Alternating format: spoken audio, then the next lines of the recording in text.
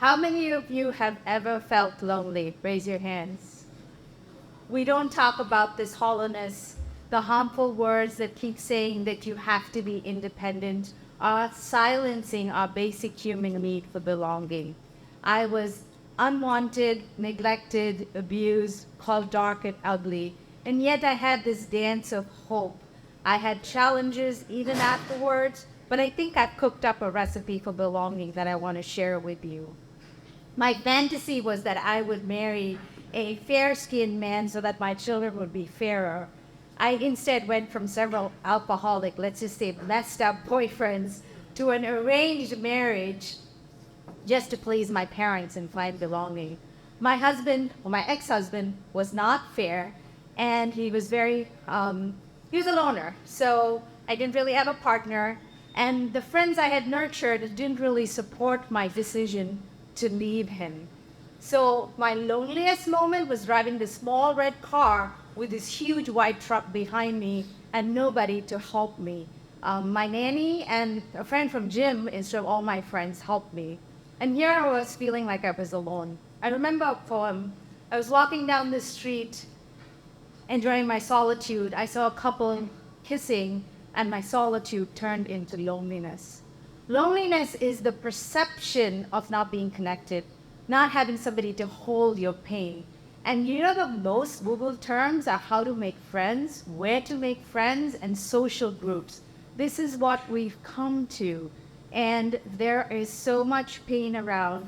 And I wondered what makes it better. Now, COVID, of course, there was 20% of loneliness in the beginning. During COVID, it went up by 181%.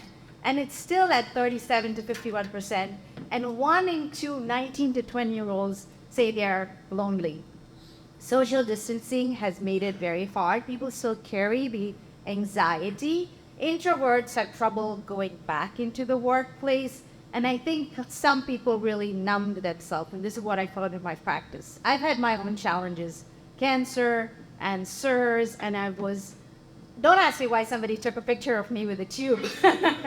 But anyway, I realized that pain made the sense of loneliness worse. But when I introspected, I realized something. There were others that were lonely too. And all I had to do is pick up the phone and call someone, and my loneliness would go away, and so would somebody else's. And that's exactly what happened.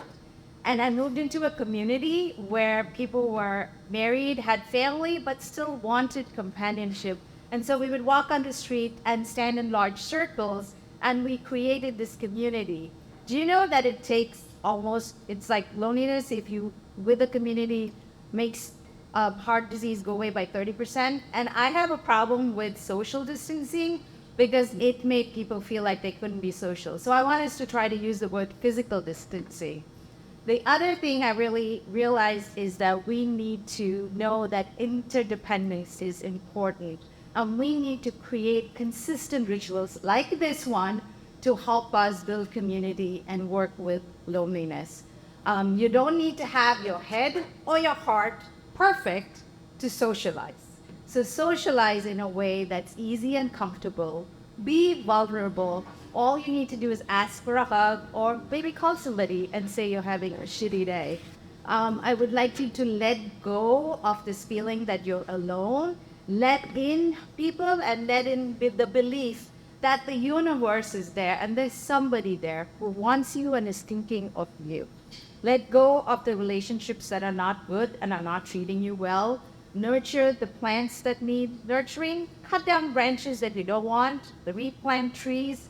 I'm using this metaphor because that's what relationships are. I took on new challenges and took every opportunity I had. Like a friend who asked me to go to Peru, I joined a single divorced Indian group, which gave me a lot of companionship, and I did the mud girl thing, which was difficult to do. Loneliness is a dead-end street, and belonging is a two-way street that requires a lot of effort and a change of perception. And I'm hoping that we can do it by building more community.